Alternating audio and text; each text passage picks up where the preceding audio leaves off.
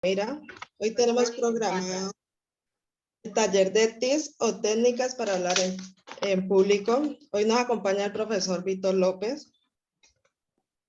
Bueno, Yulitza, muchas gracias. Por favor, me confirman si el audio está bien. Estoy utilizando aquí un micrófono que sufrió una... Sí, profe, sí se escucha. Ok, bueno, tú me guías de todas maneras si en algún momento no hay el audio correcto. Vamos a hacer lo siguiente.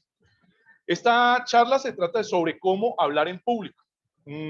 Voy a mostrarles 3 diapositivas, ¿sí? Si quieren le toman el pantallazo para que ustedes se guíen sobre los 12 puntos sobre los cuales vamos a hacer el recorrido en el día de hoy. Son 12 puntos, ítems, o como también se utiliza el nombre, y creo, no sé si ya se aceptó en español, me parece que sí, tips, ustedes lo comprenden mejor por tips, o sea, recomendaciones sobre cómo hablar en público. Si yo me voy a videotutoriales en YouTube, y aquí hago un paréntesis, agradezco a quienes se han hecho presentes en esta charla, porque pues, material sobre cómo hablar en público encontramos en muchísimas partes. Pero la realidad, a veces nos preguntamos por qué si hay tanta información, tantos videos, nos seguimos sintiendo inseguros sobre cómo hablar en público. Acá vamos a tratar de abordar algunos elementos específicos y voy a hacer énfasis en cosas que siento que no son las que en la mayoría de las ocasiones se abordan en esos videos tutoriales, que por sí realmente son muy buenos, son muy buenos. En ese sentido, voy a mostrarles las 3 diapositivas, pero después voy a dejar de compartir pantalla y voy a continuar solo acá con la cámara.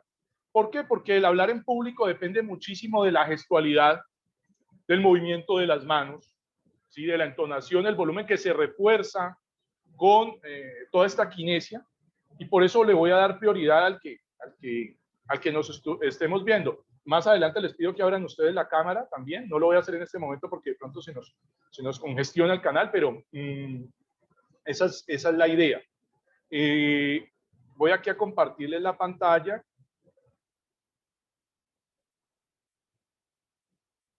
Okay. ¿Me confirman si se está viendo en este momento la diapositiva de cómo hablar en público? Sí, señor. Bueno, entonces, ¿cómo hablar en público? Alguien respondería de la manera más sencilla, pues bien, hablando correctamente. Pero ¿qué es hablar correctamente en público? ¿Qué es eso de hablar en público? Porque si hablamos en público quiere decir que también hay otro tipo de conversaciones. Si nos vamos a la definición, pues taxativa, toda conversación en donde hubiese, toda conversación hay más de una persona, porque si no es un monólogo. Entonces toda conversación sería en ese sentido pública, porque hay un público, así sea de una sola persona. Pero aquí entendemos que ese hablar en público se está refiriendo a un número considerable de personas, ¿sí? Y que ese número considerable de personas es el que hay veces nos genera la mayor parte de la ansiedad, es decir, del nerviosismo al expresarnos en público. Si quieren pueden tomar el pantallazo de las siguientes 3 diapositivas para que tengan como una hoja de ruta de lo que vamos a trabajar hoy. Vamos a trabajar 12 puntos. Si nosotros vamos a internet y decimos recomendaciones para hablar en público, nos pueden aparecer 50 recomendaciones. Es más, yo tengo un texto en el que se tratan 100 ítems, 100 tips para hablar correctamente en público. No vamos a poder ser tan exhaustivos en ese recorrido, porque si hablamos de más de 20 tips y le dedicamos 5 minutos nada más a cada uno, pues estamos hablando de más de 2 horas. Y precisamente el hablar en público necesita un tiempo prudencial para que el auditorio, para que quienes nos escuchan no se desgasten, no se aburran. Entonces, como lo vamos a ver ahora, hay tipos de charla que se manejan solo de 18 minutos, que son las charlas TED. Y allí se tiene que alcanzar el objetivo de transmitir toda la información. Eso manejando el asunto de los picos de atención. Entonces, los primeros 4 puntos, o ítems o tips va a ser cómo hablamos, cuántas personas son un público. El tercero, cuál es el escenario. El cuarto, qué recursos utilizar. Miren que cada uno tiene un subtítulo, ¿sí? Cada uno tiene un subtítulo. El punto 5, ¿puedo improvisar? Y tiene una respuesta, no, no, no y no. Después tenemos tipos de preguntas. El séptimo es cómo me muevo. Y dice, las manos hablan. El octavo es cuento un chiste. Y dice, el humor es lo más serio que hay. Punto noveno, ¿cómo mantengo la atención? El punto décimo, ¿cuántos gráficos o diapositivas utilizar? Es cierto que estamos tratando el tema de cómo hablar en público, pero al menos para nosotros como estudiantes unadistas y hoy en día para todos los estudiantes y en el mundo laboral, el hablar en público se convirtió en hablar en público a través de una plataforma digital, en la cual por no existir la presencialidad se necesitan otros elementos que ayuden a generar esa atención. Bueno, y finalmente tenemos el punto 11, ¿quién lo dijo? Y el 12, ¿cómo terminar para, bueno, cómo terminar? Perdón, está en pregunta, ¿cómo terminar? Para finalizar, y ya casi termino, dice allí. Ahora abordamos esa parte. Bueno, yo creo que, a ver, me confirman, ustedes la cámara la ven bien si dejo la diapositiva, ¿cierto? No tienen problema, se alcanza a ver, ¿cierto? Para que las dejemos. Está bien. Ah, perfecto, entonces dejemos los puntos para que nos vamos ya. Bueno, entonces, antes de entrar a ese primer punto, voy a abordar como el contexto. A ver, ¿por qué si hay tantos consejos, tantos tutoriales, tantos instructivos sobre cómo hablar en público? La verdad es que notamos serias falencias, no solo en nuestros estudiantes, sino en nosotros mismos. Hablo de tutores, personas que permanentemente tienen que interactuar y presentar información de manera oral ante sus pares. ¿Por qué cometemos tantos errores? La respuesta es simple. Que haya instrucciones, que haya un instructivo, que haya un paso a paso, no significa que nosotros lo sepamos implementar bien. A ver, es como si hubiese un instructivo sobre cómo nadar. Entonces dicen, bueno, lance el brazo derecho por encima de la cabeza, lo va intercalando con movimiento de piernas, luego el izquierdo debe tener una posición horizontal, en ningún momento debe sacar la cabeza en un ángulo de tantos grados porque esto genera un desbalance. Lo tenemos perfecto. ¿Cómo nadar? Es más, hasta podemos cómo nadar estilo de pecho, mariposa, libre, espalda. Y nos tiramos a la piscina y a tragar agua. Me disculpan la coloquialidad, siempre presento esta excusa con antelación, y lo hago es porque, pues precisamente, el que tengamos esta reunión, esta charla aquí se trata es de recibir cierto conocimiento, ciertos, bueno, como lo dice la promoción de la charla, tips para mejorar en algunos aspectos, y si yo los presento de la misma manera en que lo hacen los demás textos, no tendría sentido esto, no tendría sentido. Hay que presentarlo de una manera diferente para causar otro efecto. ¿Sí? Ya recordamos esa frase de, si quieres tener un resultado diferente, pues no sigas haciendo lo mismo que estabas haciendo.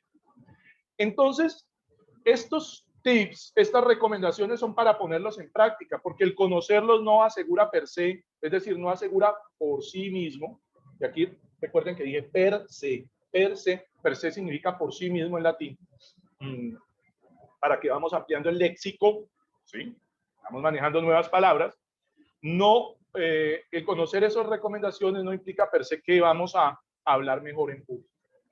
Vamos a tener un conocimiento que posiblemente no estemos implementando porque no practicamos, ¿sí?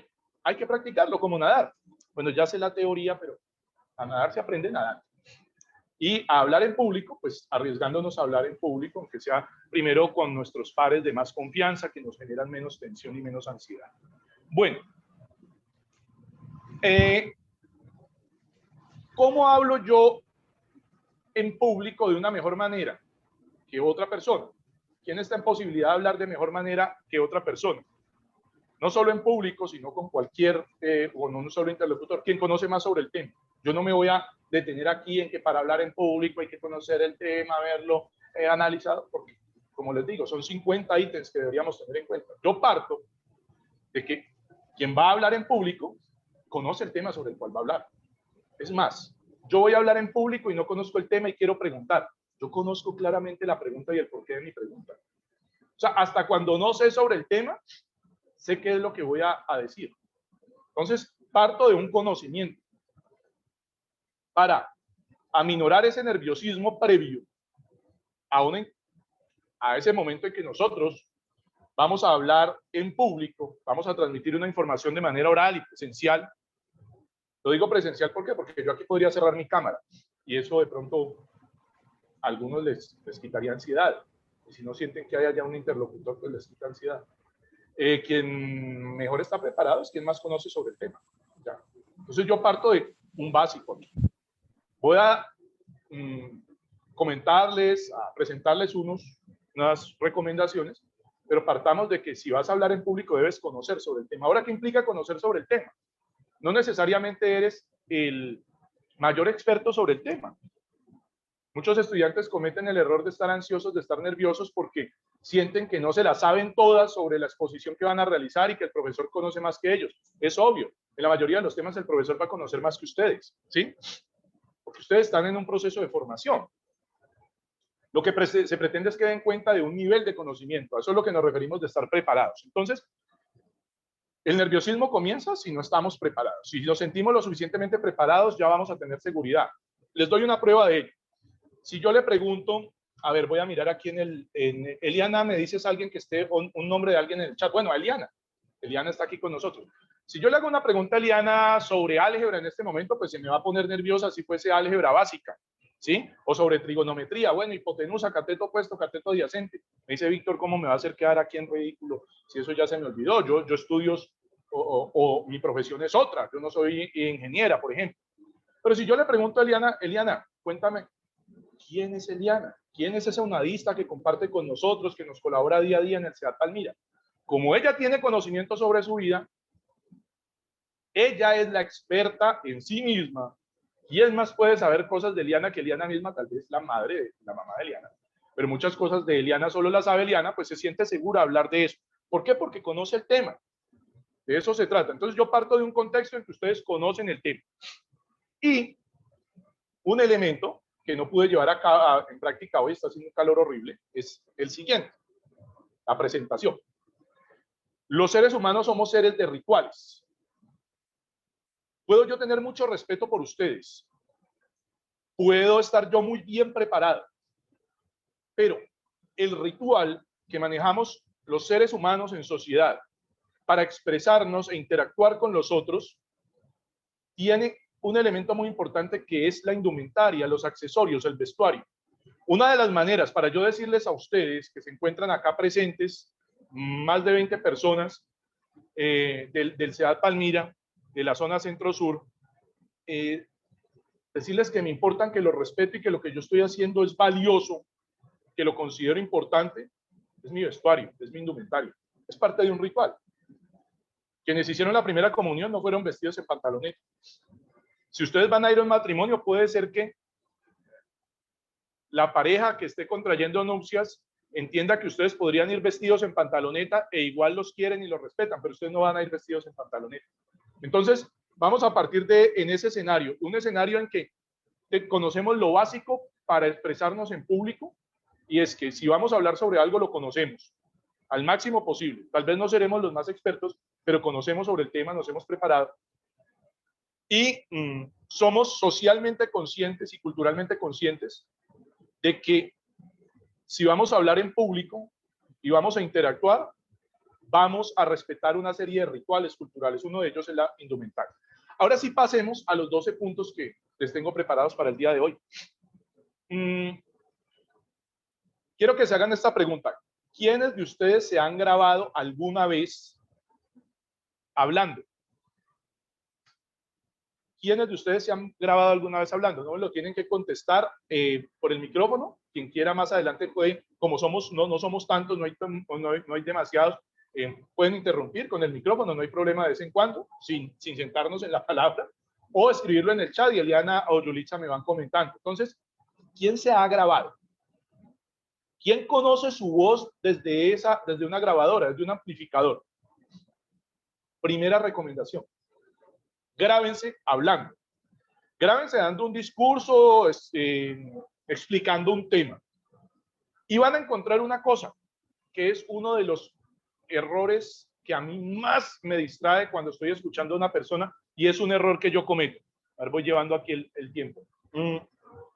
Son las muletillas. Las muletillas son una serie de palabras que nosotros repetimos y repetimos sin necesidad.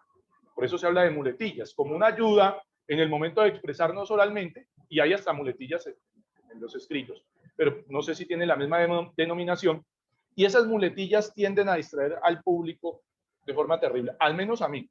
Yo tengo compañeros que se expresan muy bien, que conocen muy bien el tema, pero manejan una muletilla tan excesivamente que la verdad yo comienzo a no poder poner atención en el tema que están desarrollando, sino en cuántas veces por minuto. Cuando lo digo es por minuto, las utilizan.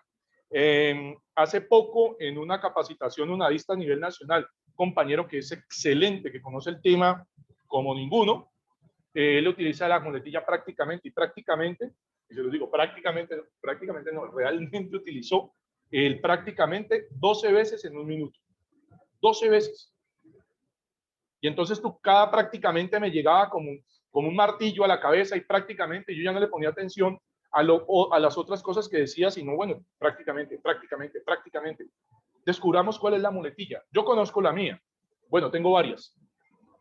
He tratado de no caer en la que manejo más, es el pues. Que me he grabado y pues. Quiero saber allí en el chat, voy a dejar de compartir pantalla un momento y me cuentan, por favor, ¿qué muletilla han identificado ustedes? En ustedes mismos. Yo también el E. El E es una muletilla y el E lo utilizamos sobre todo para, pensar qué vamos a decir más adelante. ¿Cuál? Ese es el más utilizado. Es uno de los más utilizados. La muletilla en ese caso sirve para darnos, y entonces por aquí nos dice, pues, para darnos un tiempo y continuar nuestra intervención. En ese sentido, lo que podemos hacer es o no manejar un ritmo tan rápido, demasiado dinámico, y hacer pausas, pensar lo que vamos a decir. ¿Ya? El cierto nos aparece allí en el chat, porque es que a veces caemos en lo que se cayeron a veces los noticieros. Los noticieros crearon una escuela de algunas presentadoras que hablaban a 1000 por hora, y claro, pues no se equivocaban, tenían una capacidad de dicción y un léxico, y pues ya también se manejaban una cantidad de fórmulas orales que les permitía expresarse muy bien y hablar muy rápido. Pero lo cierto es que el hablar muy rápido no es sinónimo de hablar bien.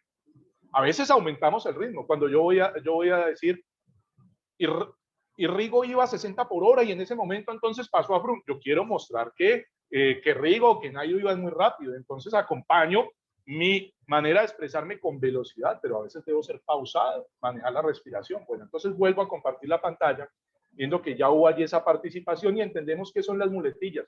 Y nosotros no nos damos cuenta de cuál es nuestra muletilla si no nos grabamos y comenzamos a identificar esas palabras. Yo no he sido capaz de decírselo a mis compañeros porque a veces uno no lo toma a bien, ¿sí? A veces lo cree que es simplemente una crítica por señalar un punto negativo y no una posibilidad para mejorar. Miren, por eso, grábense y comiencen a trabajar esa muletilla. Yo hoy he tratado de no manejar el pues, voy a revisar la grabación a ver cuál fue la que utilicé en el día de hoy. Listo, entonces, muletillas lo damos por verificado. Lo vamos a dar por verificado. Obviamente, esa pregunta de cómo hablamos tiene muchísimo, podríamos estarnos una hora allí. El cómo hablamos simplemente le puse el término allí de muletillas, pero podríamos hablar de la parte de la dicción. Yo tengo un problema de dicción que no sabía que lo tenía. Por allá en el colegio fue que me dijo una fonoaudióloga que comenzara a trabajar la pronunciación de la S, porque mi S es silbada, porque pongo la punta de la lengua entre los dientes. Yo no sabía. Yo tenía ese sonido característico diferente de la S que no lo tiene la mayoría, y que es un defecto de dicción. Los defectos de dicción también van a distraer al público. Entonces, ¿cómo hablar en público? Pues debemos hablar bien. ¿Qué es hablar bien en público? Pues es transmitir correctamente nuestro mensaje. Y uno de los elementos esenciales para transmitir correctamente nuestro mensaje, además de conocer qué es lo que queremos decir, pues es no generar distracciones, más de las que ya tiene nuestro auditorio. O sea, ya es suficiente con que ellos estén pensando allá en todos los problemas de su vida, que tengan el celular, el WhatsApp, como para que nosotros comencemos a generarle otras distracciones. Bueno, punto 2. ¿Cuántas personas son un público? Bueno, una sola persona ya es un público, pero ¿por qué le tenemos temor a la multitud? Yo cuando hago esta charla siempre pongo el ejercicio mental de que imaginen que ustedes están, bueno, de pie, estando de pie pues es un poco más, causa un poquito más de nerviosismo porque el asiento te genera como un poquito de seguridad, que te estás cuidando, ¿cierto? Pero si estamos, miren, si estamos de pie, a veces se siente un poquito más de tensión. El estar de pie nos permite un ejercicio que es movernos y eso después alivia esa tensión.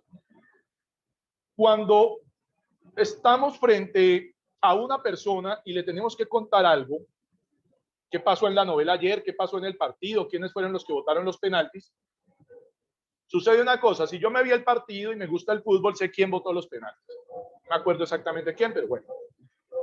O los erró, no digamos los votó, los erró. Y como es una sola persona, y de pronto conocida, yo le digo, no, Carlos, mira, es que fulano de tal tuvo este problema, estaba nervioso, o de pronto el puesto en el que él juega no es de un definidor, bueno, lo que usted quiere, lo expresas muy bien. Bueno, ya imagina que no se lo estás contando a Carlos, sino a Carlos, a María. Bueno, ahora imagina que no es Carlos, María, y no Carlos, María, Inés y Rebeca. Y que de pronto Rebeca no es muy conocida, es la primera vez que la ves. Pero tú estás hablando de un tema que conoces y hay solo 3 personas. Bueno, trae a otra persona. Bueno, ahora llama a otra y llama a otra. Y habrá un momento en el cual tú sientes como que, uy, ¿a qué hora se llenó esto? Y a pesar de que estás hablando de tu partido, del tema que conoces, entran los nervios, porque sientes que hay una multitud. El ejercicio mental, y para tratar primero de racionalizarlo, es, pues, ¿en qué momento un grupo de personas o unos poquitos que había allí, frente a los cuales yo no tenía mayor nerviosismo y frente a los cuales estaba hablando con toda seguridad, se convirtió en una multitud que me intimida? Esto para mostrar que el asunto de la multitud es algo psicológico. Porque cuando había 10 no sentía que era una multitud, pero llegó el 11º, o el número 11, recuerden, no llegó el 11º, cuidado con eso. 11º es un fraccionario, 11º es la 11ª parte de algo. Ese asunto de que estamos en la 12ª feria del municipio de Pradera. No, estamos en la, puedes decir en la feria número 12, o si estamos en la 12ª, o si estamos, por ejemplo, en la número 15, bueno, pero no vamos a decir estamos en la 15ª, no, decimos estamos en la 15ª. 15ª es un ¿qué? Es un fraccionario, es partir algo en 15 pedazos, y yo no partí la feria de Pradera en 15 pedazos, ¿no? Cuidado con eso. Yo doy estos otros tips, porque hablar en público depende también del léxico que tengamos, ¿no? Los recursos lingüísticos que tengamos. Vamos ampliando nuestro léxico y puliéndolo.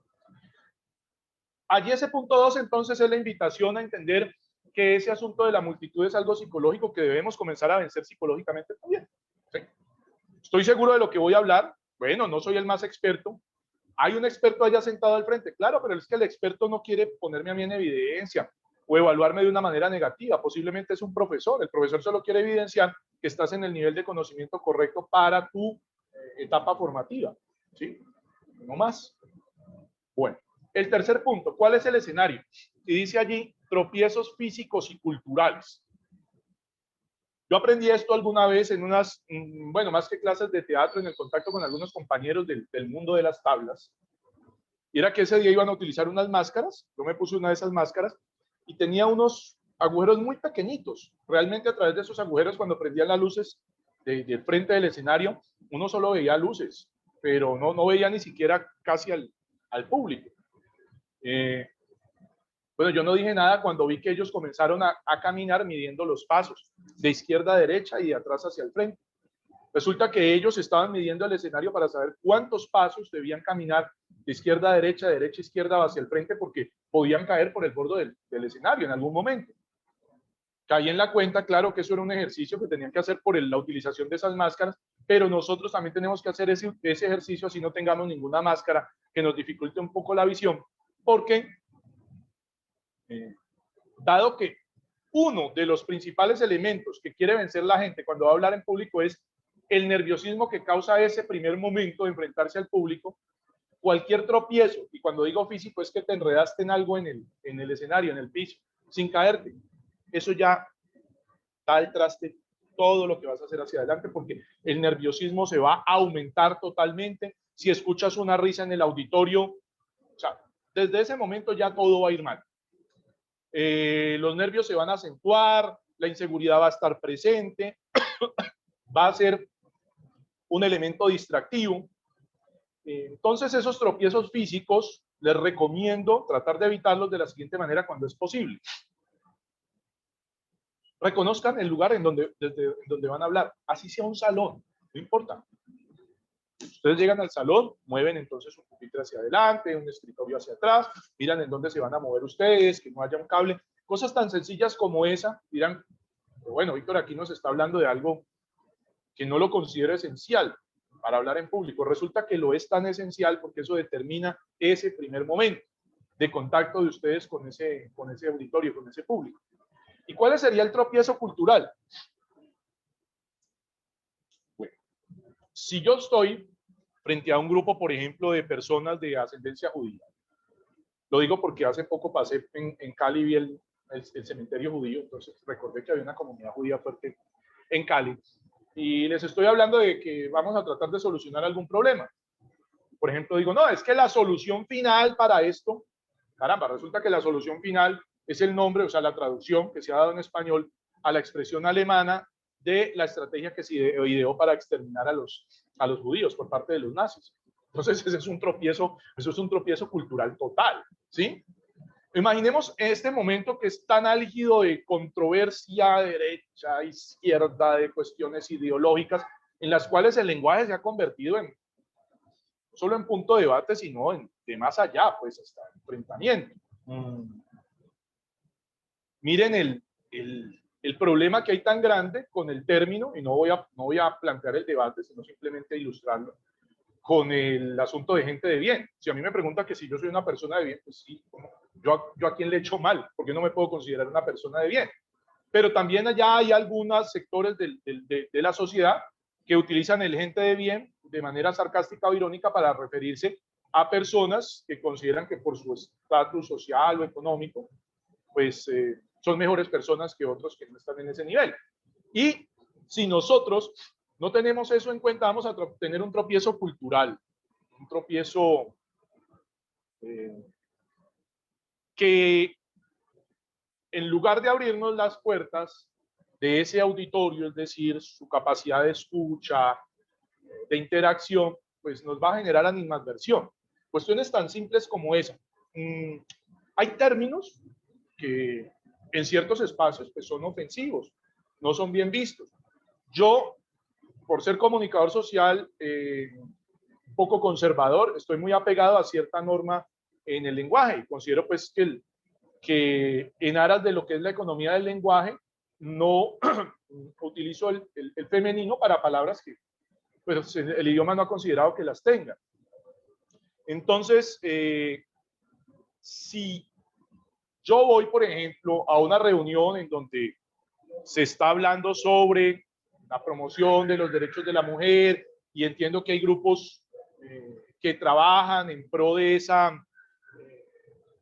de acabar con esa discriminación en el lenguaje, pues tengo que tener en cuenta eso, a pesar de que yo en ningún momento esté utilizando mi lenguaje para ofender a las mujeres o para excluirlas, simplemente me estoy apegando a una norma del castellano, del español, que utiliza el masculino para referirse a un todo y que en algunas ocasiones específicas, para muchísimas cosas, pues utiliza el distintivo femenino. No me voy a meter allá en el asunto de género del idioma, pero sí quiero resaltar que tenemos que saber en qué espacio estamos. Y así yo considere de pronto que algo es correcto, adecuado, desde mi punto de vista, pues miro en qué contexto estoy.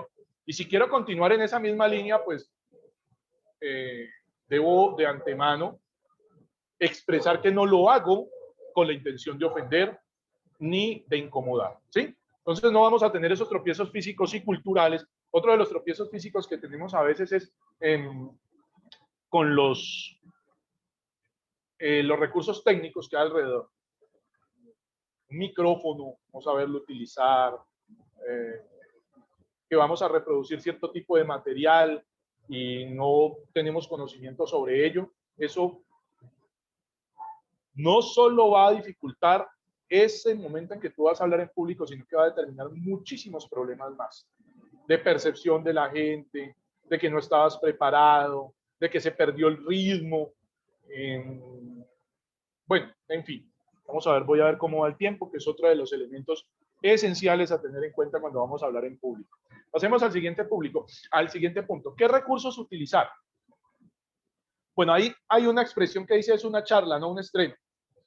Cuando ustedes van a hablar en público y ustedes son los que tienen la información y se van a expresar frente a ese público y ustedes quieren dar cuenta de su conocimiento sobre un tema, recuerden que es una charla, es una exposición, no un estreno. Cuando me refiero que no es un estreno, es que la gente no fue a ver una película.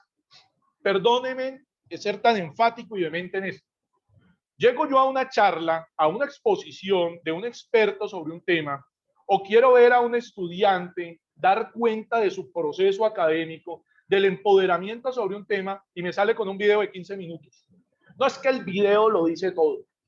Es que el video es hermoso, el video emociona, el video... ¿Y a quién le pongo entonces el 5? ¿Al productor del video?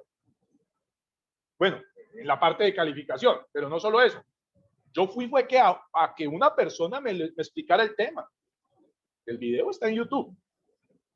Ahora, a veces sí, los videos son sobre todo para, ¿cómo se llama eso? Motivadores, sí. Videos de 30 segundos, un minuto.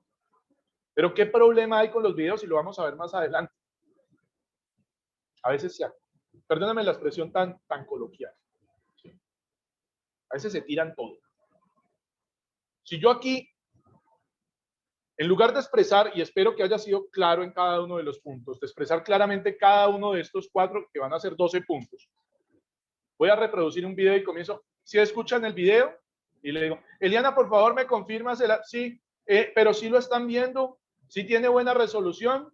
No, es que no está cargando. No. Eso quita el ritmo a la exposición, eso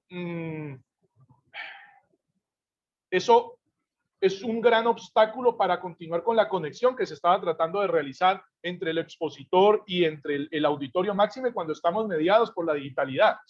De pronto cuando estamos en un salón, pues uno hace una broma, disculpen, bueno, aquí se hace la broma, es que yo solo conozco de Betamax y VHS, ¿sí? Porque no ha sido capaz de poner la memoria o reproducir el video allá. Pero acá, no. Entonces, ¿qué recursos utilizar? Sí, a veces es indispensable utilizar X o Y cosa. Cuando hablamos, por ejemplo, de una charla, una exposición sobre resultados de una empresa, caramba, las diapositivas son esenciales y toda la estadística. Es más, si usted es gerente de una empresa o de algún departamento, de una organización, y los resultados fueron fabulosos y superaron en un 100% los del año pasado, la verdad le va a interesar muy poco que también usted lo expresó. Después de que usted puso la diapositiva en que esa flecha va hacia arriba y dice, tuvimos el doble de ganancias. Ya, el auditorio feliz, aplausos, no hay problema.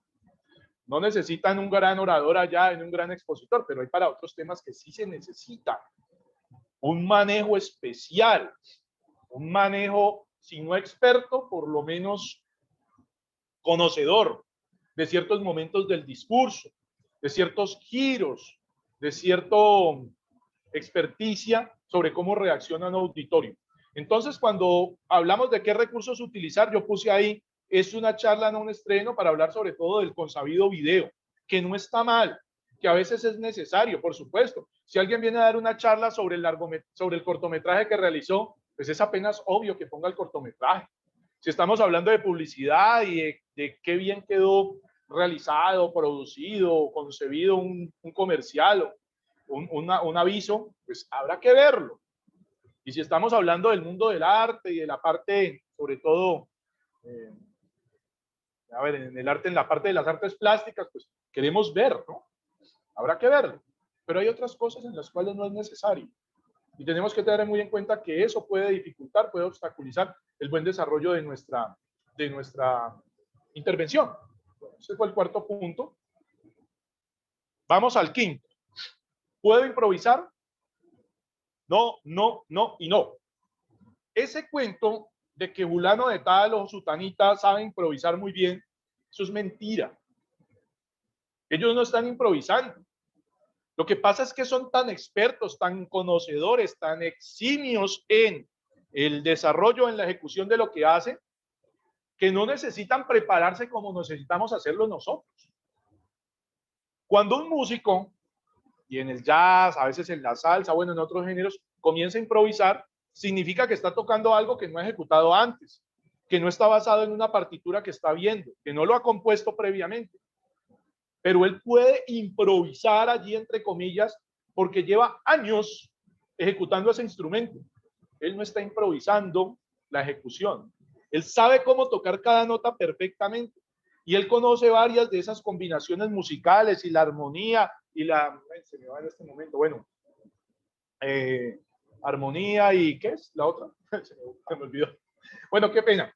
Y conoce todos estos círculos como, no sé, también le llaman como cromáticos, no sé, musicales. Y por eso tiene la capacidad de ejecutar una obra magistral sin tenerla escrita. Pero es porque es un maestro. Es decir, que realmente no está improvisando. Él ya tiene todo ese constructo acá.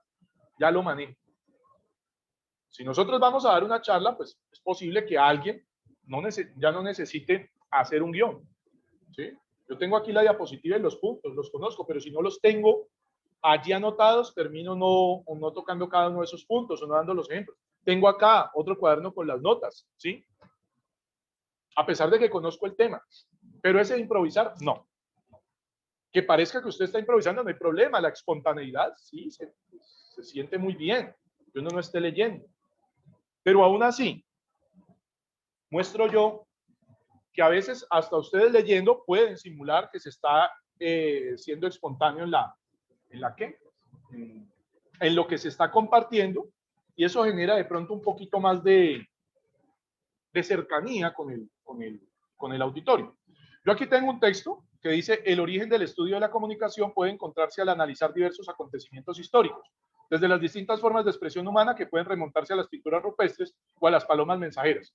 Yo puedo tratar de simular, si no tuviese la cámara allí puesta, en la cual ustedes identifican que estoy mirando este texto, podría tratar de simular que que es espontáneo, que lo estoy manejando como una conversación. Yo puedo decir, bueno, a ver, mira, en el origen del estudio de la comunicación, ¿sí? De la comunicación, puede uno encontrar que al analizar o al hacer el análisis de diversos acontecimientos históricos, o sea, de cosas que han sucedido, desde esas distintas formas de expresión, desde las diferentes maneras de comunicarnos, pues nos podemos remontar a las pinturas rupestres o a otras formas artísticas. Y miren, allí estaba diciendo lo mismo, me estoy basando en el texto, lo estoy leyendo, pero utilizo ciertas técnicas que podrían simular el hecho de que yo no lo esté leyendo, sino que conozca el tema y lo esté contando, ¿ya? Para que no quede tan acartonado y la gente sienta mayor conexión. Obviamente hay cosas que hay que leerlas, ¿sí? Bueno, entonces, quedemos claros en eso de que no se debe improvisar. Ustedes deben tener claro qué es lo que van a comunicar. Cuando ustedes tengan ese guión, algunas veces hay que, si es un discurso, se transcribe. Los grandes discursos no han sido de memoria, están escritos, porque una sola palabra cambia el sentido completo de ese discurso, ¿ya? Si ustedes ven uno de los más famosos discursos, pues a nivel Colombia se han dado grandes discursos, pero la gente recuerda mucho el de Gaitán, de la Marcha del Silencio. Hay otros, pues también muy conocidos, sobre todo a nivel político, pero bueno, a nivel mundial, pues, ustedes pueden ver uno de Martin Luther King, el de I Have a Dream. Están leyendo, sino que miran al público, ¿ya? Cuando ustedes utilicen ese guión, a ver, vamos en el punto 5, son 12. Sí, alcanzamos. Debe ser un tamaño de letra suficientemente grande que le permita a ustedes, de un golpe de vista sobre el atril, ojalá lo tengan, alcanzar a ver el texto sin ningún problema. Y ustedes ya saben, cuando miramos frente al público, estamos aprovechando los puntos. Vi un punto y seguido o un punto y aparte, y ahí aprovecho para mirar al público. ¿Por qué? Porque el cerebro va a recordar claramente que es un punto donde terminé y porque la entonación no va a perder nada. Yo termino en un punto, bajando el nivel de voz, ahí termina la idea y no hay problema en demorarme en volver a encontrar en dónde iba. Yo lo que no puedo es quitar la vista del texto, donde ni siquiera había una coma, porque si no vuelvo muy rápidamente la vista y encuentro exactamente el punto donde iba, pues se pierde todo. Te metes la equivocada del siglo. Entonces vamos a aprovechar las comas, los puntos y las puntos y comas para llevar la mirada al público, ¿vale? Bueno, punto 6. ¿Quedó claro? Improvisar no, no, no y no. Tenemos el guión. Si no lo tienen, si no lo van a tener, lo van a leer, ténganlo allí. Porque un momento de nerviosismo, vamos a poder echar mano de él. ¿Listo? Y sobre todo, y qué pena hay antes de pasar al 6, así ustedes conozcan claramente cuáles son los nombres de las personas a las cuales se van a dirigir, cuál es el gentilicio de las personas de ese municipio. Ah, que yo sé que los de Palmira son palmiranos, no palmireños. ¿Hay un micrófono abierto o alguien haciendo una pregunta? La puertica esa por donde entramos para... Porfa, cerramos el micrófono, compañeros. Hay un micrófono abierto. Bueno, tener los nombres de las personas cuando somos, por ejemplo, maestros de ceremonia o vamos a intervenir en un lugar en donde hay unas personas que están como a cargo de esa reunión, nunca confiemos en que vamos a recordar los nombres. No, apunten los nombres de todo el mundo al que se van a referir por su nombre. Una equivocación en el nombre es algo terrible porque en lugar de lograr el efecto que ustedes querían, que es que esa persona sienta que se le está reconociendo su labor, usted lo que le está diciendo es no me sé ni tu nombre, cuando se supone que lo debería saber. Se los digo por experiencia, a mí se me ha olvidado el nombre de personas que conozco desde hace 2, 3, 4 años, pero en ese momento la atención me lo hacen confundir con otro apellido y a veces esas confusiones, pues algunas pueden sonar risibles, otras pueden ser ofensivas, porque lo confundimos con una persona que no es tan bien vista dentro de ese medio, de ese contexto. Apunten, tengan todo allí. Si no lo necesitan, no hay problema. Pero, como lo tienen, el cerebro dice no hay problema, allí tengo mi seguro y va tranquilo y va a salir todo bien, porque allí está la información. ¿Vale? Bueno, punto 6. ¿Cómo generar participación? Imaginemos que yo quiero generar participación aquí dentro de este grupo. ¿Ya? Si yo pregunto, por ejemplo, bueno, ustedes díganme por favor epistemológicamente cuál es la concepción que consideran más pertinente para un contexto en el cual las personas están comunicándose públicamente a través de mediaciones digitales. ¿No? Miércoles. Creo que toda la pregunta está como así con términos académicos, se pudo hacer más clara. Y lo otro está preguntando por algo que de pronto podríamos saber, pero en lo cual no nos sentimos muy seguros. Allí yo no creo ese ambiente de distensión, de participación que necesito generar en un público que está un poco apático, que está así como prevenido. ¿Cuáles son las preguntas que pueden generar participación? Voy a poner un ejemplo. Póngame aquí, por favor, en el chat o a alguien que me quiera decir por micrófono desde qué municipio, en qué municipio se encuentra. Yo me encuentro en Pradera. ¿En dónde se encuentran ustedes? Somos 30. Yo me encuentro en Barranquilla. Barranquilla, mira. Sevilla Valle. Sevilla, uy, ya tengo cantidad de familia en Sevilla Valle, Los Pineda. Manaure, La Guajira. En La Guajira. Ah, no solo estábamos de zona centro-sur, qué bien, estamos de todo el país. Bogotá. Manaure, las salinas de Manaure. Italito. ¿En dónde? A ver, ¿quién más? Bogotá. El micrófono. Yo me encuentro en Cali, profe. En Cali, cerquita estamos, yo estoy en Pradera. Muy buenas Desde noches. Bogotá. Genoy, Nariño, municipio de Pasto. En Genoy, Nariño. Sí, señora, ya tengo a mis compañeros Nora Novoa y Juan Fernando Dávila, tutores de la UNAD. En el CECAP de Pasto, creo que es. Miren. En la ciudad de Cali. En la ciudad de Cali. Y si voy al chat, a ver, voy a ver acá. en el chat quién me dejó algún mensaje de dónde está. En Pupiales. Pupiales, Nariño. Qué bien. Entonces, miren, si ustedes van a generar participación, quieren generar participación cuando están hablando en público, pues no comiencen con preguntas que generan prevención, que no invitan a participar. Acerquémonos a la gente, pregúntele el nombre, de dónde viene, por qué vino a esa reunión, quién lo invitó. Y eso inmediatamente nos hace sentir en un ambiente mucho más amigable, en un ambiente en que no hay esa tensión académica y esa tensión que genera de pronto la perspectiva de ser evaluada. Entonces, uno mismo como expositor puede ser como puede construir una gran exposición y hacer una gran charla, puede convertirse uno en el peor enemigo, porque comienza con una pregunta que va a generar es más tensión. Lo siguiente que uno nunca puede hacer, cuidado pues compañeros, compañeras, es preguntar algo, ¿ya?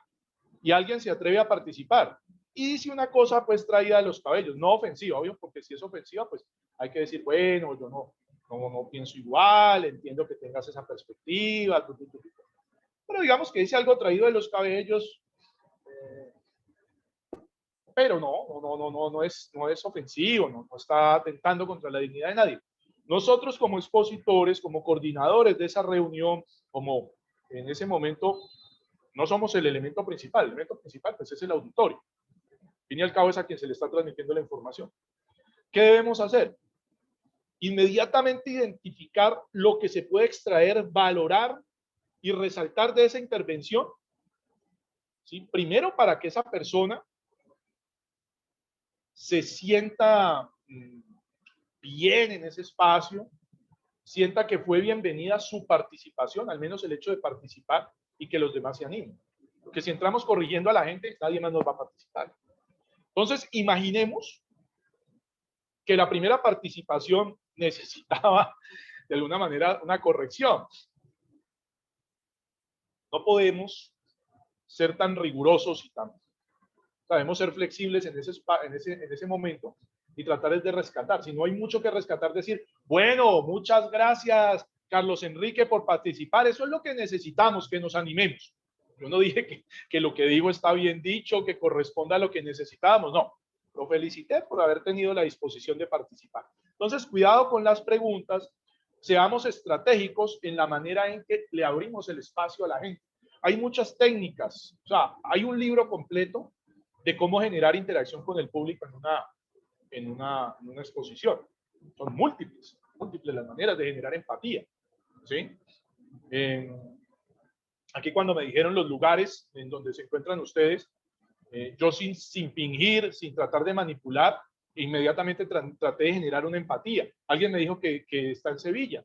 Yo ya tengo una familia entrañable. Es más, tengo un compañero, nadista, comunicador social.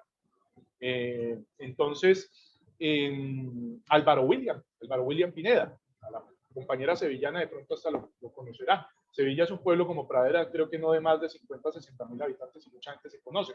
Entonces, con esas respuestas uno puede comenzar a generar empatía. Quienes me hablaron que estaban en Nariño, inmediatamente menciono a mis compañeros, a mis amigos, tutores allá en Nariño, o puedo mencionar cómo disfruté de ir a la Laguna de la Cocha o de recorrer toda la geografía, bueno, toda no, gran parte de la geografía de Nariño, o hablar, por ejemplo, de Aurelio Arturo con su poema al sur, cuando dice que esa tierra es donde el verde es de todos los colores.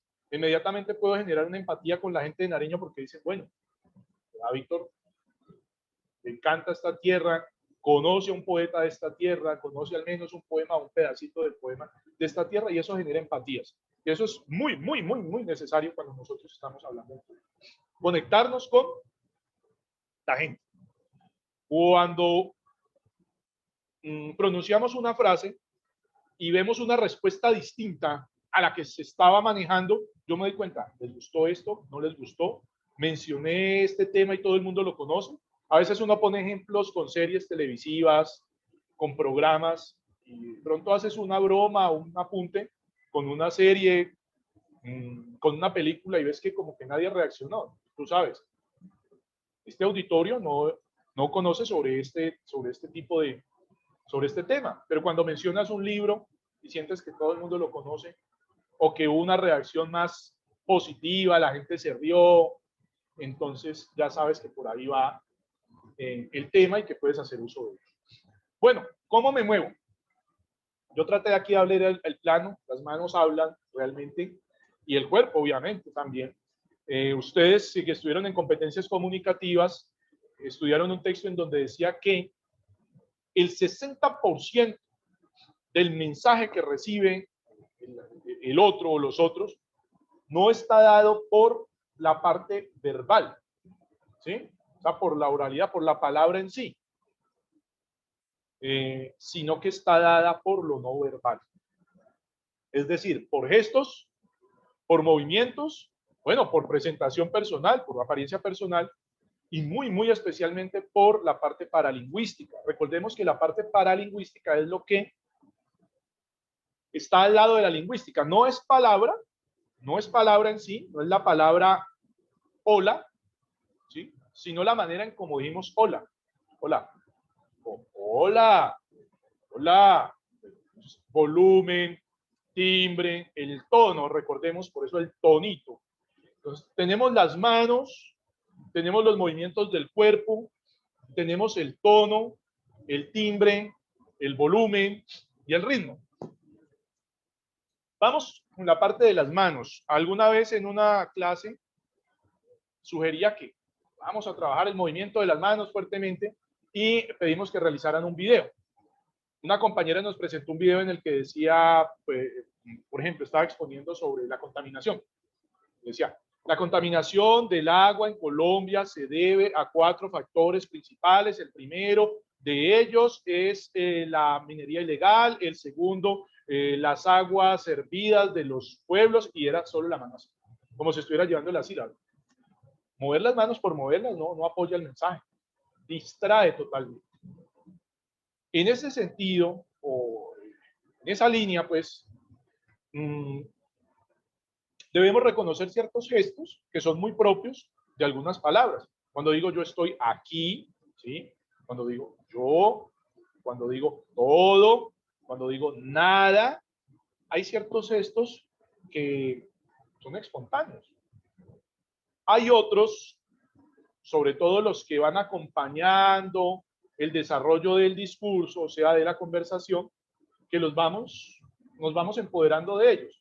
Cuando yo, por ejemplo, digo vamos, es un proceso, miren cómo hago la mano, uno creería que eso es como natural, y realmente algunas personas tienen unos movimientos de las manos permanentes, exagerados, y que realmente no acompañan lo que se está diciendo, no lo refuerzan, no lo amplían, ¿sí?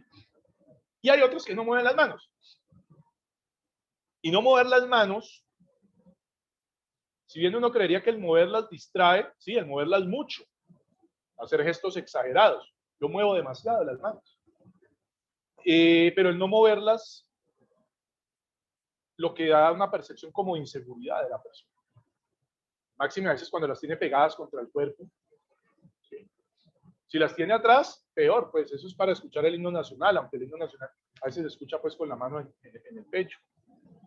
Entonces, el uso de las manos es fundamental para ocupar el espacio en el que te encuentras, para llamar la atención de ese auditorio frente al cual estamos. Uno dice, todos ustedes, allá atrás, acá adelante. Entonces, el uso de las manos, el manejo ahora, pues el timbre, con ese nacimos. El timbre de la voz es esa particularidad de la voz que diferencia el uno del otro. Lo que podemos trabajar en el volumen muy bajo, a pesar de que haya micrófono, no muestra seguridad en el expositor. Gritar a toda hora tampoco. El cambio de volumen es una herramienta fundamental para que esos picos de atención jueguen a nuestro favor. ¿Qué son los picos de atención? Está comprobado científicamente que un auditorio tiene una atención, o sea, pone atención al expositor alrededor de 10 minutos y a los 10 minutos se pierde. Es decir, que ustedes, muchos hace rato han pensado en cuánto me llegó el recibo de la luz, no me han pagado, dónde estará la tarjeta, ya me gasté la prima. Bueno, porque llevamos ya prácticamente la hora en conexión, desde las 6:30. Vamos a ir 20 minutos más. Por favor, esperen esos otros 5 punticos que faltan. Asumo 20 minutos más. Esos picos de atención solo son de 10 minutos. A los 10 minutos la gente está pensando en otra cosa. ¿Cómo hago yo para que las personas vuelvan a poner atención? Bueno, un cambio de volumen sirve. El despertarlos. Los cambios de ritmo sirven. A mí me correspondió el honor de escuchar a un maestro, un sabio en historia, y yo no me dormía porque me encantaba el tema, pero la verdad, ese señor arrullaba a cualquiera. Él manejaba un solo ritmo y un solo volumen, entonces comenzaba diciendo, la guerra de los 1000 días en Colombia se dio de tal fecha a tal fecha, y en ese momento se enfrentaron el Partido Liberal y el Partido Conservador. Realmente los líderes eran terratenientes que manejaban no sé qué, no sé qué, no se pudo, terminó con la separación de Panamá, por tanto no sé qué, no sé qué. No había cambios de ritmo, no había cambios de volumen, y el señor lo único que hacía era, sí se movía en el escenario, hay que moverse, ahora vemos si hay un punto respecto a eso, pero él se ponía la mano aquí en el mentón y caminaba de allá para acá, de allá para acá, o sea que ese movimiento de allá para acá, era un somnífero. Nada de cambios de volumen, nada de cambios de ritmo, nada de cambios de tono. Los cambios de tono son fundamentales, ¿sí? Fundamentales. El tono, recuerden, el tonito le da un direccionamiento a cada una de esas palabras, un matiz que ayuda muchísimo, sin necesidad de entrar a explicar explícitamente qué fue lo que se quería decir. Con el tono ya se van diciendo muchas cosas. Bueno, entonces ese de las manos hablan, no solo las manos hablan, sino que nuestro tono, nuestro timbre, nuestro volumen es esencial. Para manejar esto es importantísimo que ustedes se graben. Nuevamente, es una recomendación que yo les hago. Tengo problemas aquí con este audífono. Que se graben para escucharse ustedes mismos. Nuestros seres queridos no son muy buenos juzgándonos, son muy flexibles. ¿Cómo lo dicen? No, muy bien. Y si son los hijos los que le dicen a uno, no, mi hijo, muy bien, mejor dicho, ya, mijo, ya, ese 5 lo tiene asegurado. Le entendí todo. ¿Qué me entendió, papá? No, todo lo que usted me dijo, le entendí. No son tan buenos en ese juzgamiento. A veces hay que buscar a otras personas o a un par, a un compañero y decirle, bueno, listo, yo ya sé que nos estimamos mucho, pero bueno, decime no la parte buena. Yo sé que estudié, que esto se entiende más o menos, ¿qué puedo mejorar? Es una forma de preguntar, ¿qué puedo mejorar? Y allí uno ya se siente como un poco más confiado, decirle, puedes mejorar esta parte, puedes mejorar. ¿Vale? Ahora el punto 8, cuento un chiste y dice, el humor es lo más serio que hay. Hay ciertas culturas en las cuales todo discurso debe empezar con un chiste. Los que han visto películas gringas, que creo que somos la mayoría, han notado que en cada discurso, así sea un discurso académico, el gringo comienza con un chiste. Eso en Colombia no es tan así. Hay discursos que son mucha ceremonia y no van a comenzar con un chiste. Lo siguiente es que uno no sabe ese chiste en dónde va a caer bien y en dónde mal. Cuando uno va a hacer un gracejo, un apunte, pues ojalá se esté burlando uno de sí mismo, no de otra persona, y que esa burla no implique el que otros se sientan aludidos.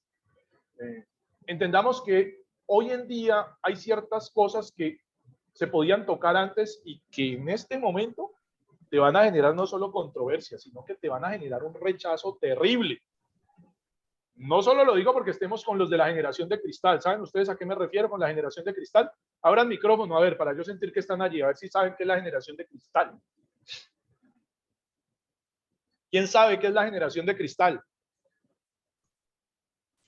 Los millennials. Esos mismos que nos tocan a unos de mi edad como hijos o como sobrinos y que se sienten aludidos por todo y que todo los traumatiza. Pueden tener derecho. Yo lo estoy diciendo en son de broma.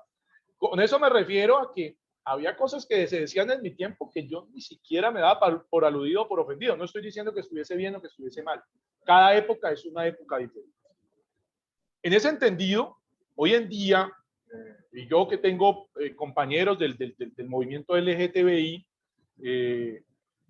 que pues tal vez en un mundo tan, bueno, tomando las parte del discurso que ellos manejan, un mundo que todo lo ha generado para lo hetero, uno se cría en familias donde encuentra un sistema, sí, puedes decirlo también patriarcal. Yo acá tengo mi familia, mi esposa, mi hijo, mi hija, y tenemos esas controversias permanentes en que mi hija es muy cercana a todo ese discurso y algunas cosas que en mi tiempo no serían ofensivas ni se sentirían como incómodas, hoy lo son. Entonces, hacer chistes sobre ciertas cosas que hoy en día no se consideran políticamente correctas, y cuando hablo de políticamente correctas sé que abro otro debate, así ser políticamente correcto es correcto. A mí a veces me parece que no, que ser políticamente correcto quita cierta posibilidad de la libertad de expresión, que la libertad de expresión debería estar por encima de ser políticamente correcto, pero eso ya es otro debate para otro momento. Eso crea que nosotros reflexionemos sobre qué consideramos gracioso nosotros y qué nos puede sumar ese chiste, ese gracejo, ese apunte a nuestra charla, o si finalmente nos la puedes perjudicar, que puede crear sentimientos de rechazo, y no solo sentimientos, ¿no? Expresiones de rechazo inmediatas frente a eso. Mucho cuidado con eso. Lo que nosotros a veces consideramos normal y que no es ofensivo, otras personas puede que sí. No estamos hablando aquí de quién tenga la razón. Bueno, el punto 9, ¿cómo mantengo la atención?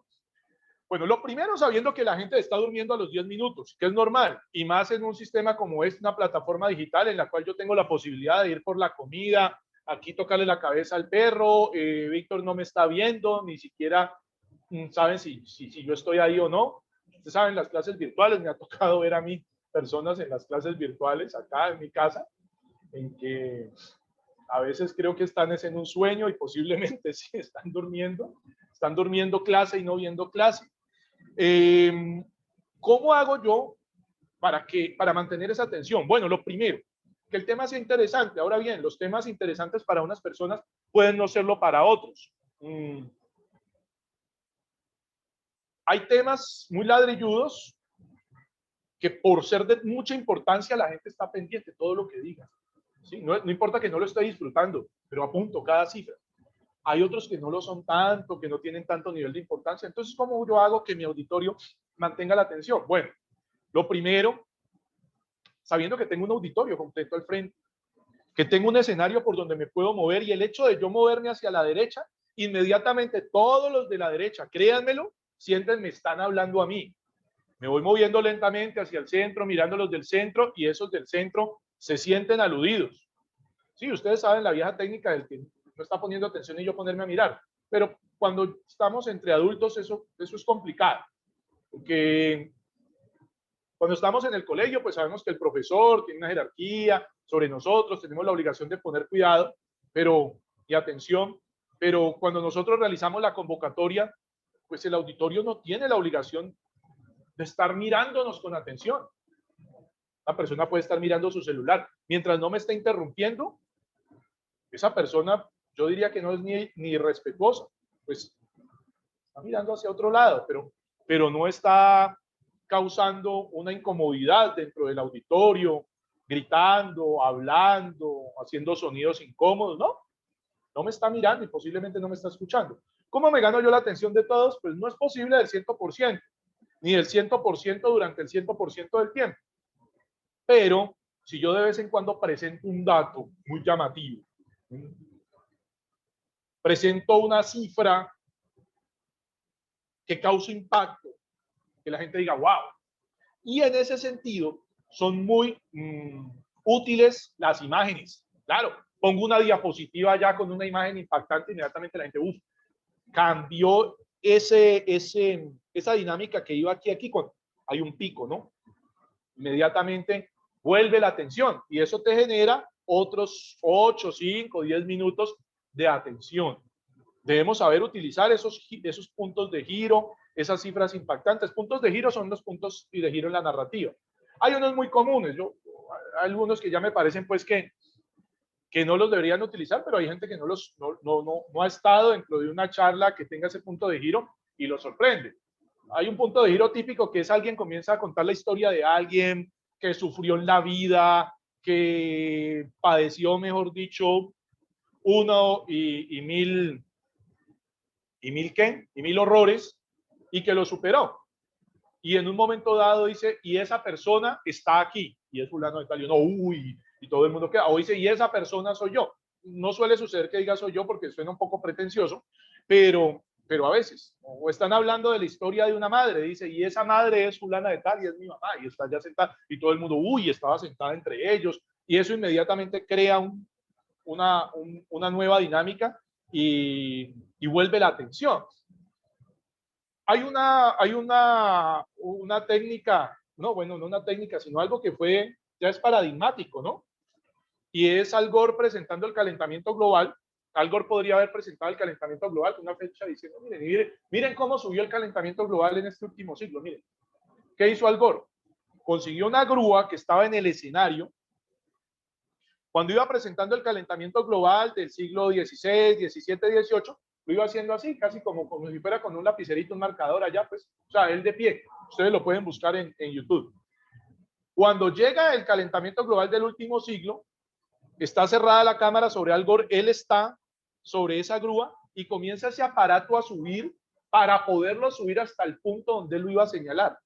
Ese fue un recurso dramático, porque él claramente podía estar de pie en el escenario y decir, miren hasta donde subió la estadística, la flecha, el comparativo, miren, al 1000%, el 500%, tantos grados de temperatura. No. Él se puso sobre un aparato, una grúa, que lo comenzó a subir a él y lo subió, no sé, véanlo ustedes, yo diría que, no recuerdo, hace mucho tiempo lo vi, pero creo que unos 2-3 metros sobre el piso, es muchísimo. Y uno entonces decía, Dios mío, para él señalar el calentamiento global le tocó subir en esa grúa y el cerebro dice, Dios mío, fue la locura lo que subió el calentamiento global. Esos son recursos que podemos utilizar. A veces los videos cortos sirven para eso. A veces un poema, un pequeño discurso, una frase impactante. Hay un recurso muy utilizado que a mí me sigue pareciendo válido y es, aparece una frase allá y uno dice, uff, y después ponen quién la dijo y uno, wow. Por ejemplo, alguien está hablando de que hasta los seres malvados y terribles en algún momento parecen racionales y por eso suelen engañar a la sociedad. Y entonces toman una frase de Mein Kampf. Mein Kampf es mi lucha, es el libro de Hitler, ¿ya? Y hay varios apartados en que Hitler no parece un asesino. En otros sí, en otros habla explícitamente de que hay que eliminar a los judíos y a las razas inferiores y cuáles son. Pero hay otros en que habla como un estadista. Entonces, ¿qué pasa si yo voy y pongo allá una frase y digo, miren esta frase, ¿a ustedes les parece cierta o no? Y todo el mundo dice, claro, es una frase en donde dice que los estados deben tener unas reglas que todos los ciudadanos respeten para poder construir sobre una cosa común. Claro.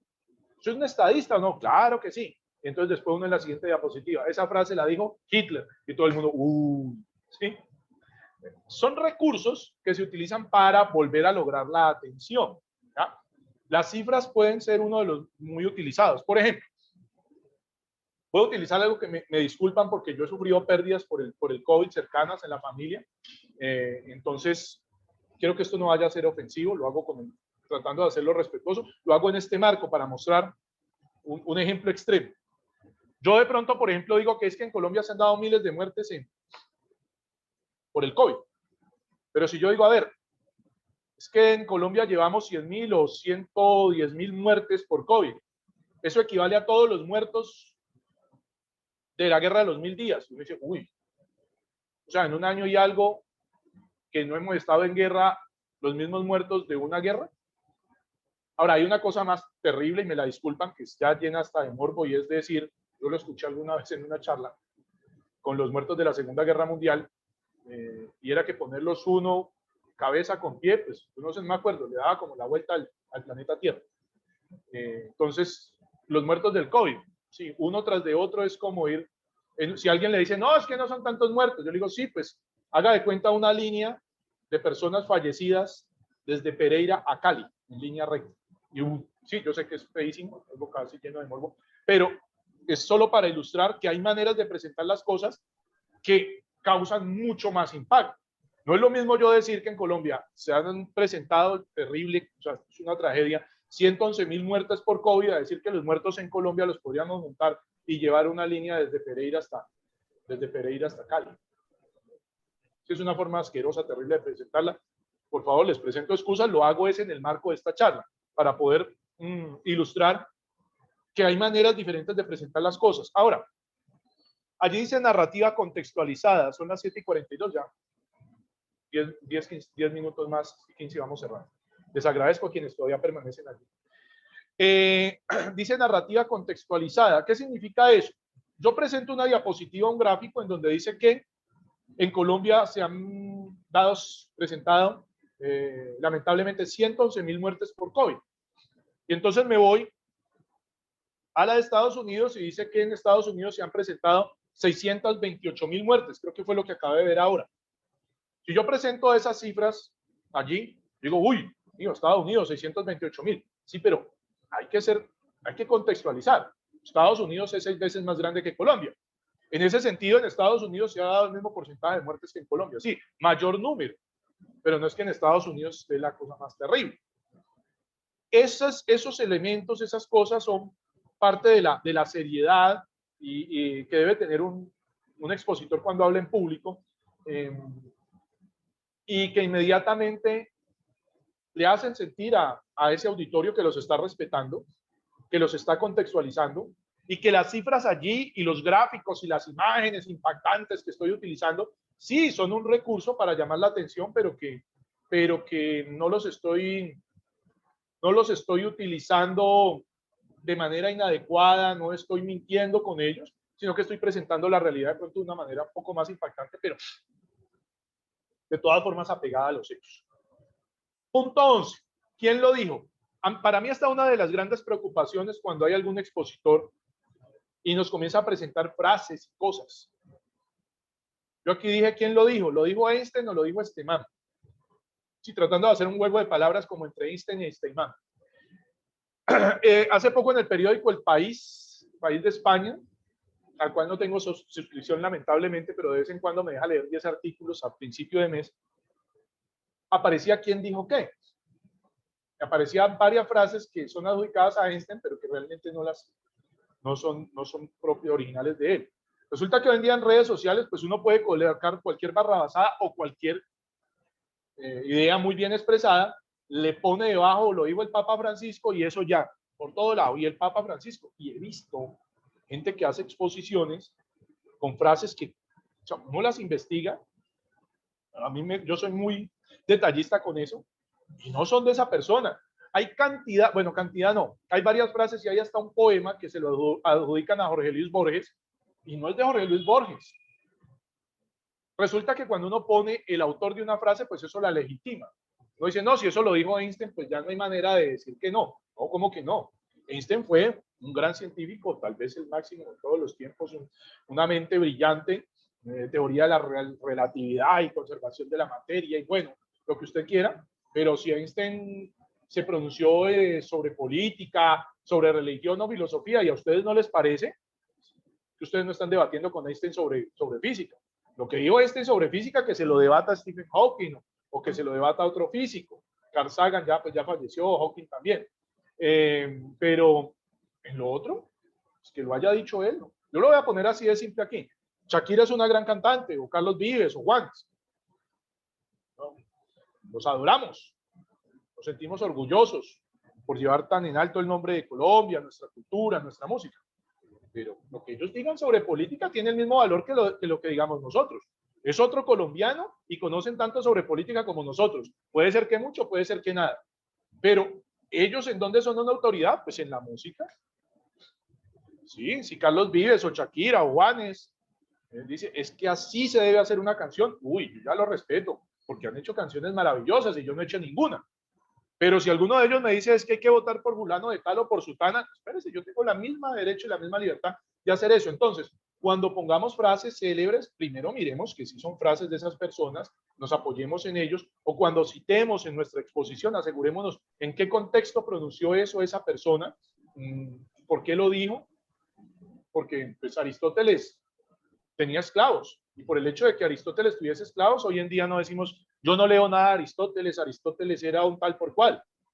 Aristóteles vivió 300, 400 años antes de Cristo, era otro contexto. En ese sentido, tener muy en cuenta, bueno, yo he dicho en ese sentido, lo he dicho como 5 veces, se me va a volver casi una muletilla. Voy a buscar un adjetivo para en ese sentido. en esa línea de ideas o teniendo en cuenta lo anterior. ¿Listo? Y el punto 12, para finalizar y ya casi termino, le sucede a mucha gente y es que no son capaces de terminar. Y comienzan a anunciar que van a terminar y no terminan.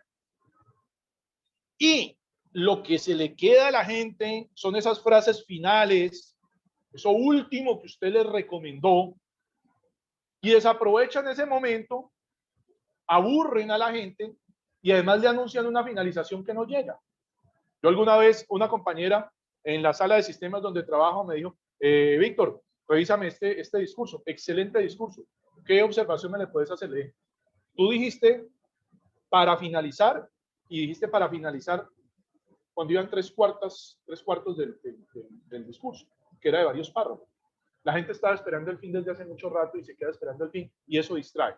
Entonces, por favor, sepan finalizar esa intervención de ustedes, que lo más fuerte quede al final, que la frase que sintetice todo lo que ustedes quisieron decir quede al final, que esté perfectamente planeada la manera en que ustedes terminan su intervención. Esa frase la deben tener ustedes clarita, el gesto lo deben tener clarito. No es, bueno, y ya, y sí, bueno, eso es todo, y bueno, ya, gracias. Aproveche ese momento, es el momento más importante.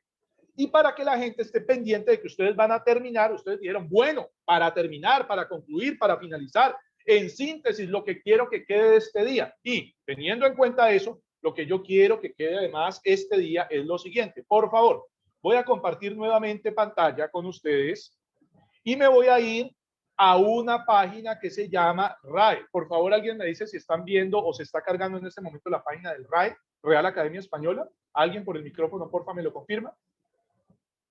Sí, señor. Bueno, yo, aprovechando esta conclusión de esta charla, les digo, vengan aquí a Real Academia Española, ¿sí? Es el RAE, y aquí donde se buscan las palabras, hagan un ejercicio diario, aprenderse 2 o 3 palabritas nuevas. ¿Cómo me las aprendo yo? Simple. Voy a copiar una palabra aquí, la primera parte de una palabra que me gusta mucho a mí, que es amanuense. Amanuense son las personas que transcribían los libros. Como yo ya me la sé, entonces le quito una letra a amanuense, ya tengo a mano, no hay letras por a mano, y ahora tengo a mano. Miren el ejercicio que yo hice, amanuense. Como yo sé que es amanuense, a ver, amanuense es esta. Entonces el ejercicio es este. Yo ya sé esta palabra, yo quiero aprender nuevas palabras. Entonces le comienzo a quitar a amanuense, le quito una letra y veo cuál me aparece. Le quito otra, no me aparece nada. Le quito otra. Le quito otra. Ah, es que lo escribí mal. Amanu. Mire. Y tengo Amán. Y busco dentro de estas palabras que empiezan por Amán, cuál no me sé. Y no me sé varias. Amanal no sé qué es. Amanacar no sé qué es. Amancay no sé qué es. Amancaya no sé qué es. Amancebamiento sí sé qué es. Amancillar más o menos imagino que es. Amanecer sí sé. Voy a ver qué es amanal. Amanal es un manantial, sobre todo en México. Amanal es un manantial. No se me va a olvidar que Amanal es un manantial. Les agradezco mucho el habernos permitido compartir con ustedes este espacio. Un agradecimiento a nuestras compañeras de biblioteca, a Yulitza, a Elianita. Por favor, diligencia en el formulario de asistencia. Espero que esta charla, pues, que aunque fue de hora y media, realmente para poder abordar más elementos, pues tendría que ser mucho más larga, pero recordemos, son 10 minutos los picos de atención. Hace rato ustedes tuvieron varias idas a la nevera, idas al televisor, así que hay que tratar de aprovechar al máximo esos punticos. Solo fueron 12, como les digo, hay documentos en que hay 50 y más. Espero que el haberlos puesto como en contexto y mostrado a través de ejemplos y de mi experiencia, lo haga un poquito más significativo. Liana, Yulitza, adelante para que hagan el cierre de la charla. Profe, muchas gracias por acompañarnos el día de hoy y hablarnos sobre los tips o técnicas para hablar en público. Compañeros, los invito a diligenciar el formato de asistencia, no se les olvide. Que tengan una buena noche. Bueno, hasta mañana. A mi gente en La Guajira, en Nariño, en Cali, en todos los lugares que mencionaron ahora. Qué rico es, sí, ¿verdad? Es hermoso sentirse unadista y sentirse colombiano en todas sus regiones. Totalmente colombiano en todas sus regiones. Esa UNADI. Chaito, estén muy bien. Muchas No, gracias. Que estén muy bien, muy interesante.